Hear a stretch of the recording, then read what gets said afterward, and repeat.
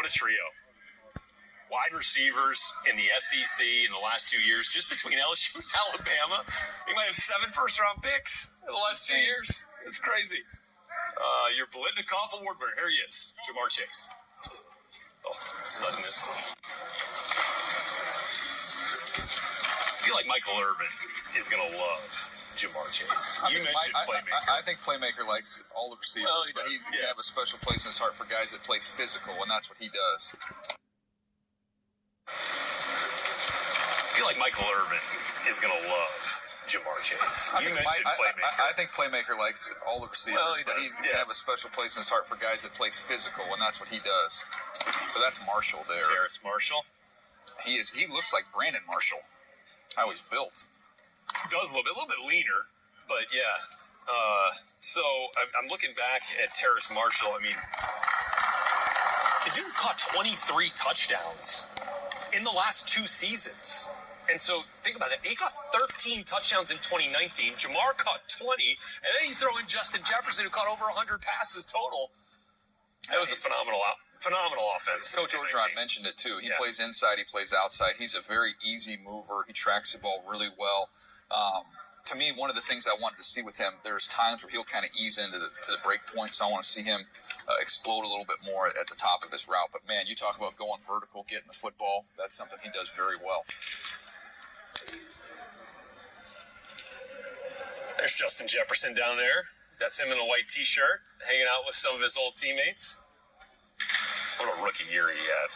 Throw Joe Burrow into that picture. That's why they won the national championship. Yeah, exactly right. There's Jamar. Easy hands. Jimmy right next to me. Jimmy.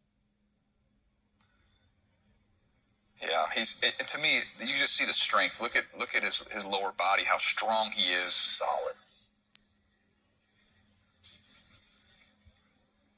I mean, you know, it's hard to find. It's hard to nitpick on Jamar Chase. The only thing you would say is, well, he's not 6'3", but he plays above the rim. 6'3". I mean, he does the way he goes and gets the football. Yeah, I mean, like I was reminded of images of Des Bryant in his prime, and obviously even more athletic from the testing numbers that we've seen. Sub 4.40. He plays the game with Anquan Bolden's mentality. That's how he plays the game. Similar build. This kid's just faster. That strength, that aggressiveness is clearly on display. There's a deep shot for Jamar. He's got another gear when the ball goes up in the air. Yeah, and then look, I mean, he'll run underneath it, but if it's underthrown, he'll go up and get that thing for sure, as we've seen time and time again. There's Racey McMath. Long stride there from Marshall. This is what he does, though. Just tracks the ball extremely well. Again, it was, a little bit of a drop-off for LSU this year at the quarterback spot, right after you get a Heisman Trophy winner, #1 overall pick, Joe Burrow. I think that's Tory Carter there. Yeah, he's a tight end fullback. Yeah. He's a fun player to watch. He's a great special teams player. Guys like that certainly find homes in the NFL.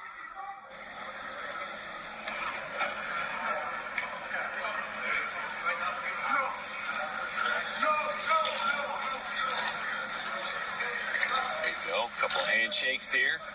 So Jamar Chase had a little connection to Tanner Lee, who's throwing passes to these LSU receivers today. They were Catholic League guys down in New Orleans in high school, coming out of Archbishop Rummel. Jamar Chase is one of the best players in the city of New Orleans, of course, an area ripe with talent. Tanner Lee played at Jesuit. They were kind of rivals, but I'm sure they crossed over. Tanner, a couple of years older, was a 6th-round pick of the Jaguars back in 2018. Out of Nebraska, also played at Tulane. I think this year is so unique, Brett, because we have some opt-out guys. We're looking at Jamar Chase, who did not play this year. So you're a scout. You haven't seen these guys in over 400 days.